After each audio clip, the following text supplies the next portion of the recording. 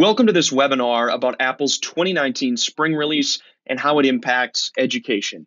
I'm Garrett, and today I'll walk through a number of changes that Apple is making this spring with their software, a few new releases on the hardware side as well. Here's a brief look at what we'll cover over the next 25 minutes or so. We'll begin with a brief overview of Jamf. If you're brand new to the company, to managing Apple devices at scale, this will be a great way to feel out the industry and more deeply understand what Jamf is trying to accomplish with our software. Then we'll dive right into Apple's 2019 spring release. Lots of content there. We're going to cover the key content, some feature releases, and of course, enhancements to mobile device management, or MDM. At the end, I have a few next steps, and if you would like some more contact with Jamf, feel free to reach out. That's a great time to jump off, plot your next course. So to begin, who is Jamf? Who are we here and what are we trying to accomplish? Well, 17 years ago, Jamf was founded on the idea on this slide to try to help organizations succeed with Apple and really bringing Apple devices into the education space at scale. So you begin to think about technology differently. And, of course, over 17 years, it has really changed the industry from something that was on the bleeding edge to now something that is very much a mainstream adoption. It's powering new types of learning, next generation empowerment for teachers, faculty, staff, and administration as well. Very cool to see those changes take place over those 17 years, but the core mission of Jamf remains the same, helping organizations succeed with Apple. And of course, for 17 years, we have done nothing but build software exclusively for managing Apple devices.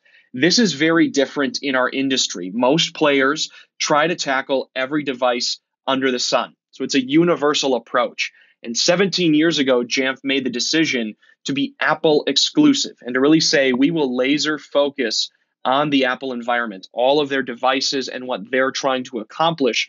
We believe, and we believed 17 years ago, that focus is really a strategic advantage for us. We can be experts in the Apple ecosystem rather than jacks of all trades across the board. We want to be very specific and kind of the go-to expert for Apple in education. And that's really what we've pursued for 17 years. Now, a lot of growth has taken place over those 17 years. Of course, today, more than 26,000 organizations rely on Jamf. More than 13 million Apple devices under management, and some great stats here. 9 of the top 10 tech companies, 19 of the top 25 Fortune 500, some very exciting statistics. But the one thing that I do want to call out specifically for the conversation here today is that in education, more than 14,000 schools rely on Jamf to power next generation learning.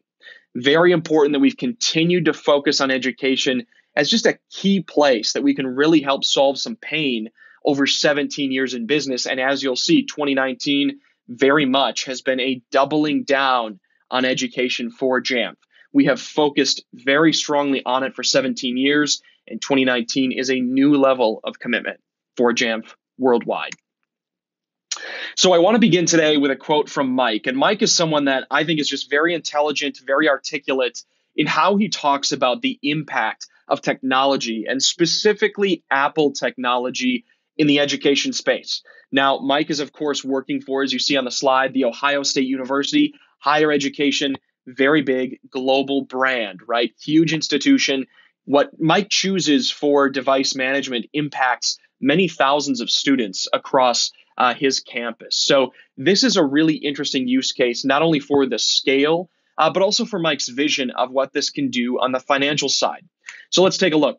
Mike said this quote at our user conference in the fall of 2018. And just a quick invitation, if you've never heard about the Jamf Nation User Conference, or JNUC for short, mark your calendars. Every fall, we gather in Minneapolis, Minnesota. Thousands of our closest friends come from around the world. And we get to hear great stuff like this from Mike. I was actually in the room live, back of the room, when he was giving this talk, and this was really inspirational stuff. So I grabbed this quote. The cost of textbooks at the Ohio State University and supplies in 1 year is $61 million. I want that to be zero, and Jamf helps us get there. This is so critical because not only are we impacting students, faculty with next generation learning, it's having a tangible impact on budget for Mike. CIO, very large institution. Now scale this lesson down. Maybe you're somewhere near the Ohio State University and you're in that same ballpark. Maybe you're on the other side of that spectrum and you're a small single building school. Maybe you're a district and you're somewhere in between, multiple sites, multiple campuses, lots of students, but somewhere between that one building facility and school and the Ohio State University, right? Anywhere you are, this lesson scales. And I think that's why this is so key, because Mike has taken our software, partnered it with Apple on his campus, and begun driving reduction in cost for the Ohio State University. Very powerful lesson here. It can scale to any size institution. So with that, let's dive right into Apple's spring event. This took place, of course, just a couple of days ago as of recording here, but very exciting stuff. You'll see the Steve Jobs Theater in the background of this slide. This was really, I think, the culmination of a lot of expectations in our industry. We wanted to see not only hardware, but software and services from Apple. Very exciting time every spring to see those things. But before we dive in, I actually want to take a step back in time, about 7 days back in time, and take a look at last week, because this was a very interesting and very unique week from Apple's perspective. They did something they don't always do, which is announce hardware in the week leading up to their event. Typically, brand new versions of hardware, they're front and center at these events, right? Apple is very good at bringing out executives, leaders of teams, and showing off the latest and greatest versions of their hardware and why it's significant for customers in all verticals, including education. Last week, though, they started announcing it day after day. So it was like a Monday, Tuesday, Thursday kind of cadence. Very interesting to watch those announcements drop throughout the week. Typically, again, it's reserved for that Monday announcement. So seeing it proceeding, it was kind of an indicator that Monday would be something different, right? We wouldn't see hardware because hardware was already announced. So what did they announce? Well, first of all new iPads. This is exciting, of course, for us in the education space, because in many ways, the iPad is the gateway to education. For so many schools that we talk to, the journey into technology and tech-empowered learning begun with iPad. So it begins with maybe a lab or a small number of students or a teacher or two that kind of have a vision for technology empowering new types of creativity, approaching the sciences, interactive learning, things like that. And then it grows. And pretty soon you're looking at a one-to-one deployment. And many of our customers, they're at that point now. It's one-to-one. They're ubiquitous. Everybody has a device in their backpack. That's why I bring this up. New versions of iPad Air and iPad Mini. It's a very timely announcement. We are all, because it's spring, looking ahead to summer, right? And not only does that signal school being out, but it also signals budget time. And we need to start thinking about hardware purchase requests, but also hardware refresh. And as you look at your iPad fleet and as it begins to age out, this information is really great to have on hand. We've got a couple options. They're brand new. It's got the latest and greatest display, processors, and they're at a reasonable price point as well. That can empower more devices in the same budget than ever before. So great to see that. I also want to bring up the Logitech Crayon. Support was expanded for Crayon, which is exciting to see. Whether you use no stylus device at all, or perhaps you use or have dabbled with Apple Pencil, if you're looking for something else to add on, maybe something specifically designed for K-12 classroom use, Logitech Crayon is actually a great device. They built this from the ground up for that education workflow. And this is really something that can come alongside of iPad and really enable art, interactive learning in STEM fields. It doesn't matter where you would deploy this. There is almost certainly a use case. So think about that very reasonably priced device, previously only supported on the 6th gen iPad, now supported on iPad Pro. And of course, iMac. For decades now, iMac has been the device for many of us. We grew up with it. If we're on the younger side of the spectrum, we have seen it in classrooms for years, perhaps as teachers, IT admins, or administrators. This is something that has been an anchor for Apple in education for a very long time. And as they continue to evolve iMac, I would just encourage anybody on this call to continue to watch that lineup because it continues to grow, evolve, of course, adopt new technology. This is really something where it's probably one device on a teacher's desk at the front of the room. Maybe these devices power our computer labs with really beefy specs because you want to do video editing or very intense interactive learning like leveraging Google Earth, something along those lines.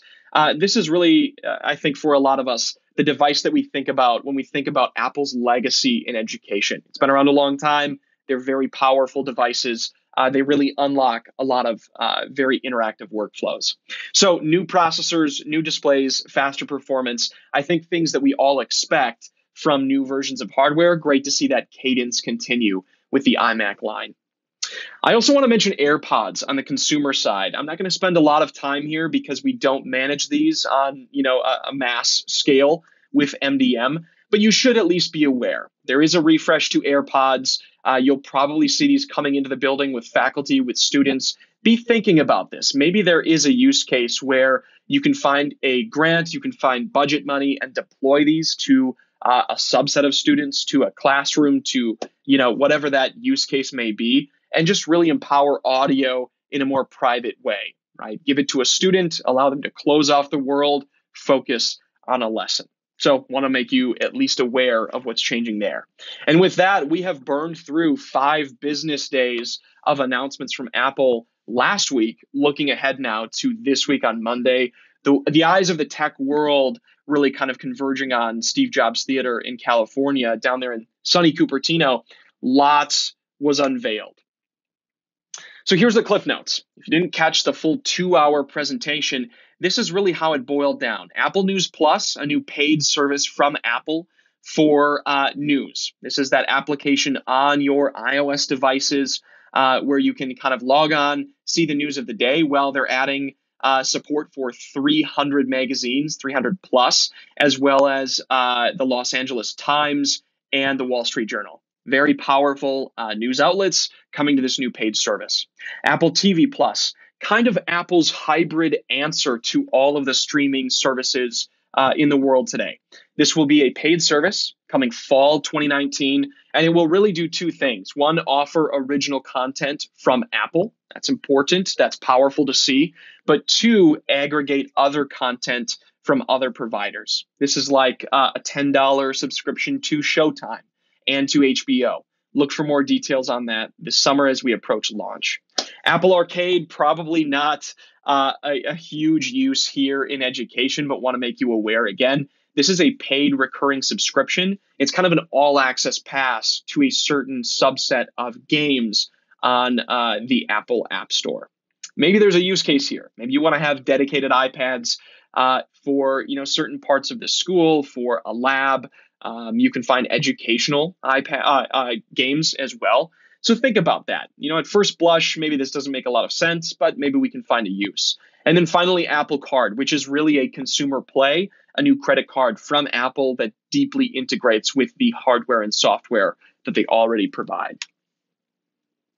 So what about operating systems? This is definitely the biggest question on our mind here at Jamf. Whenever we look forward to a spring release or an Apple Spring event, what are they doing with operating systems? Well, the answer was they're updating all of them. So Mac OS is getting 10.14.4, iOS and tvOS are getting 12.2. What does that mean? What do those version numbers mean? Most of us don't really care about versions that much. We care about functionality, right, and features. So let's dive into that. But before we do, I want to quickly touch on something that we call Day Zero support. This is a really big deal for us here at Jamf. And again, if you're brand new, a special welcome to you to the Jamf family, because this is something that we have built a lot of our customer support on for more than a decade. And for more than 7 years now, we have delivered support for Apple's releases on the day they are released. This has great implications for our engineering organization, for our delivery organization. But we make those changes and we invest that time and those staff resources because this is critical for a lot of our customers. You look and say, there's a new version of Apple's operating system. I want to be able to either deploy that or begin testing it on the day it's available. So like I say in the third bullet here, rest easy, we've got your back. For months leading up to that release, we have been testing, building it into Jamf products, Jamf Pro specifically, and getting ready for release day. So very important to our customers, which means it's very important to Jamf. And this is really the Cliff Notes version. No impact to critical workflows with day zero support from Jamf. And it's more than uploading a profile. A lot of companies will claim something like launch day support, but it's really just uploading a basic profile on launch. We've been doing that beta testing for weeks and often months to make sure we have key feature and functionality support and compatibility on that launch day. Very important stuff, very impactful stuff for a lot of our customers.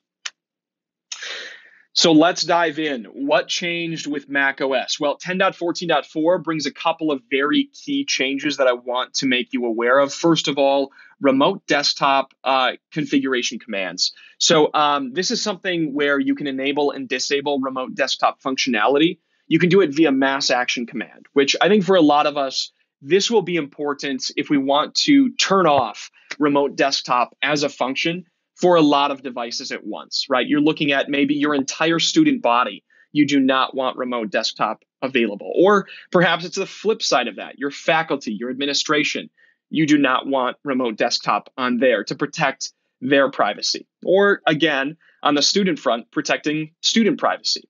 You can also do this for a single device or via the Jamf API. It's really any kind of workflow you can think of where you would want to lock down remote desktop functionality.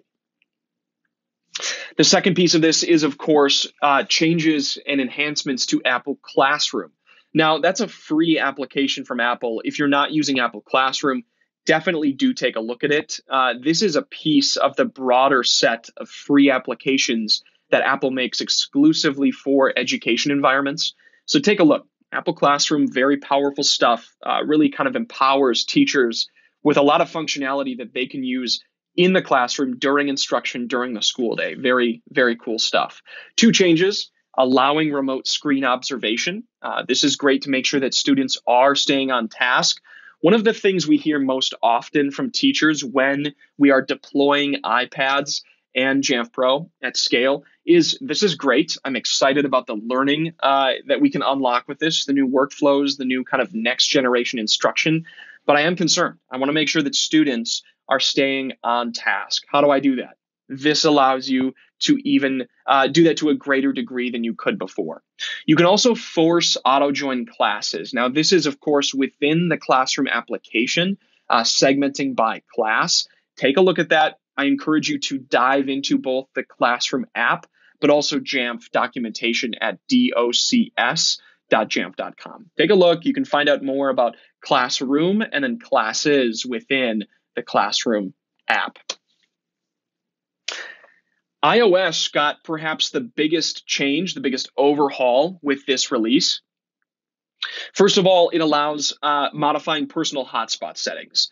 This is great if, first of all, kind of on the first point, you do not want students leveraging personal hotspot. Perhaps it's just not something they should use. You say, I don't see a great reason to let this be a thing, so let's not make this a thing. Great. You can disable, make sure it's not leveraged there. The second thing that often comes up, though, is data charges. And sometimes you'll see cases where a lot of data is streamed through a personal hotspot or many hotspots. That can incur significant charges over time. And if you do want to lock that down, you can now do that with this new setting in iOS 12.2. We also have the ability to allow or disallow managed apps, capital M, capital A, to update unmanaged contact information. So if I push an application from Jamf Pro, it's a managed application, right? I'm managing it probably through volume purchasing of apps and books, which is a feature within Apple School Manager. And if you're not using Apple School Manager yet, go take a look. It's free and it's really a fantastic application. So within that, there is the ability to allow or disallow the managed applications that I push as an entity, as a school or a district.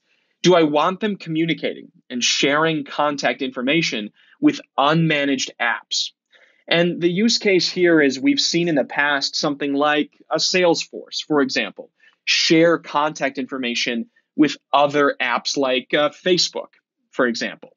You'll get this cross-pollination, which is not ideal, either in, for a different audience, commercial business, or within a school. You can imagine sharing those contact buckets, not great when it's in a student's hands.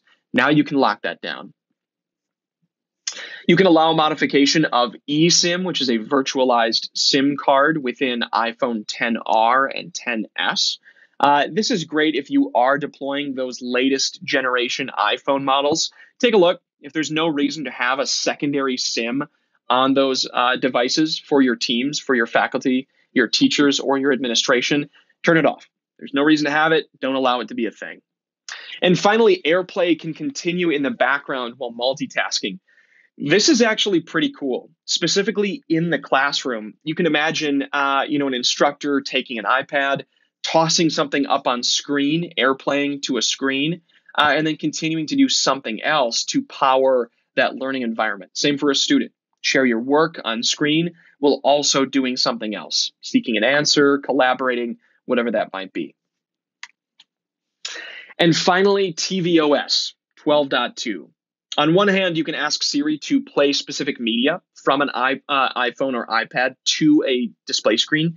So this could be, hey, Siri, play a show in the living room, right? That's powerful. And that is kind of its own workflow that, it's useful. It's conversational. If you've got the devices present in the classroom, that's a helpful thing to have.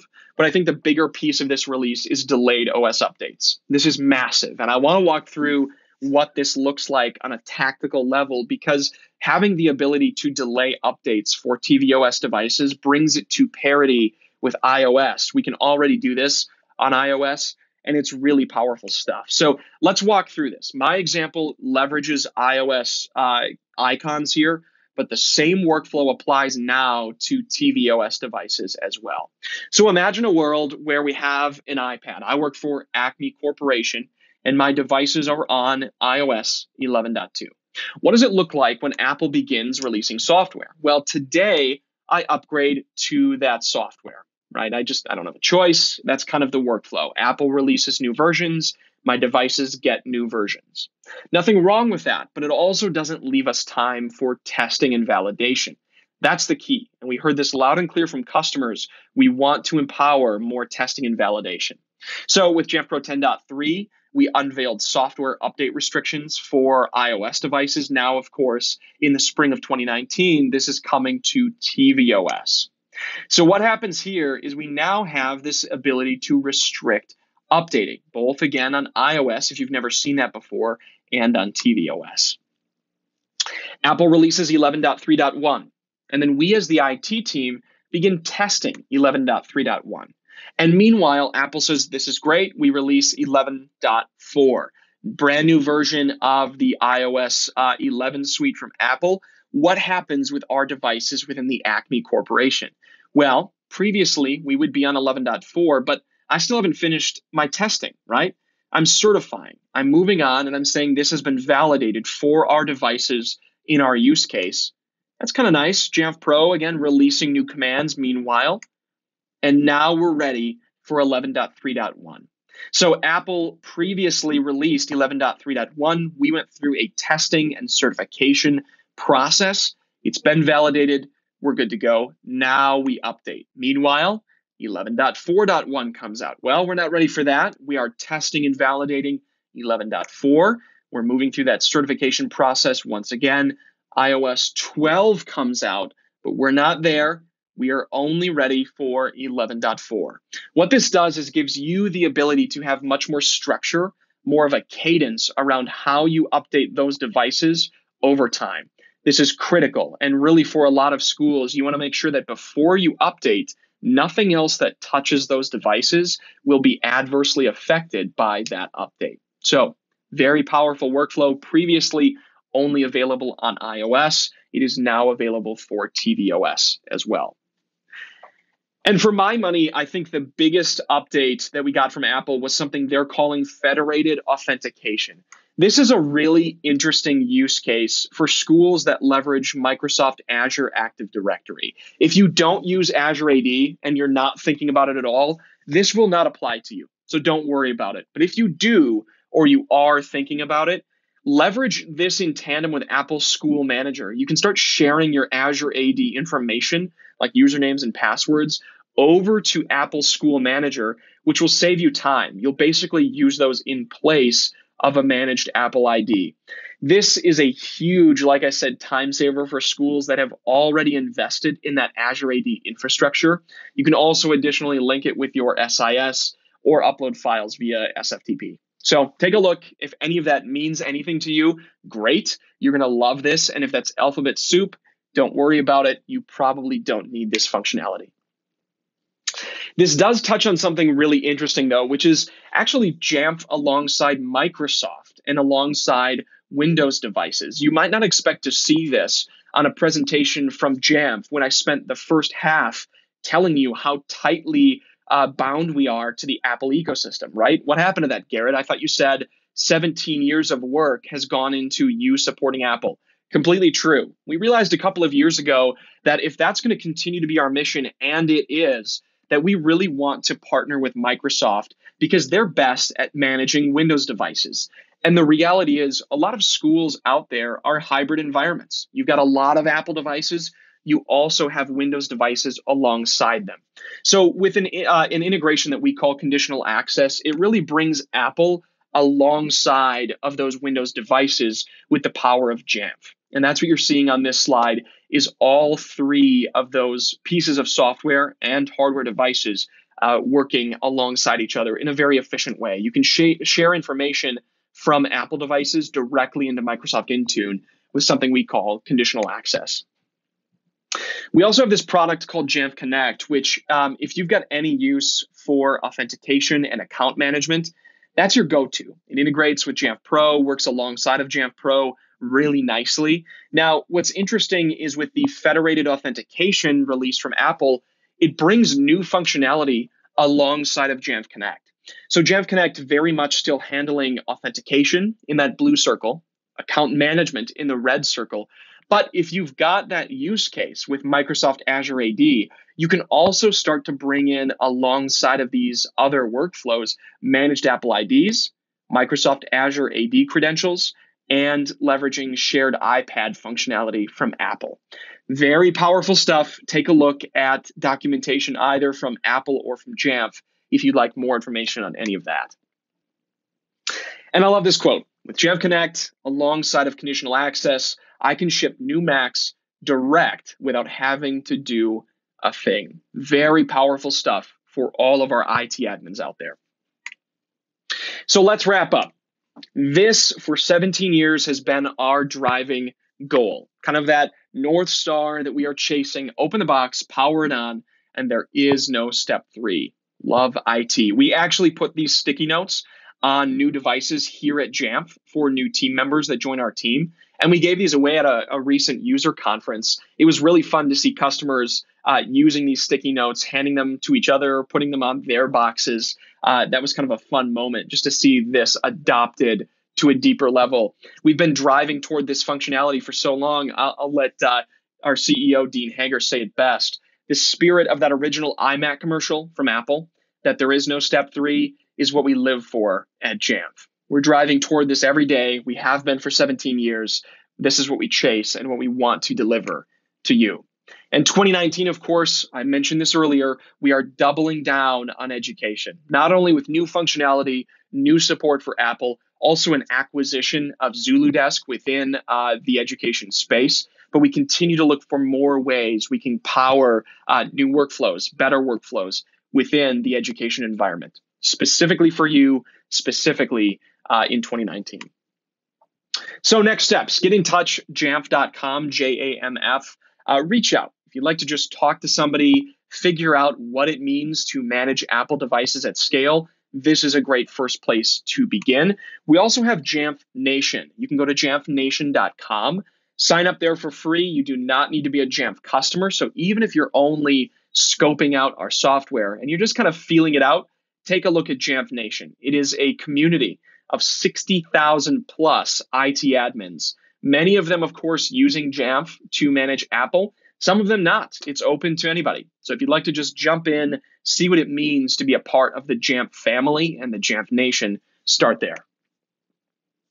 And with that, thank you for your time here today. This has been a great walkthrough of the Apple Spring release. Of course, 2019, new features, new functionality, new hardware, Jamf alongside of Apple. Have a great day.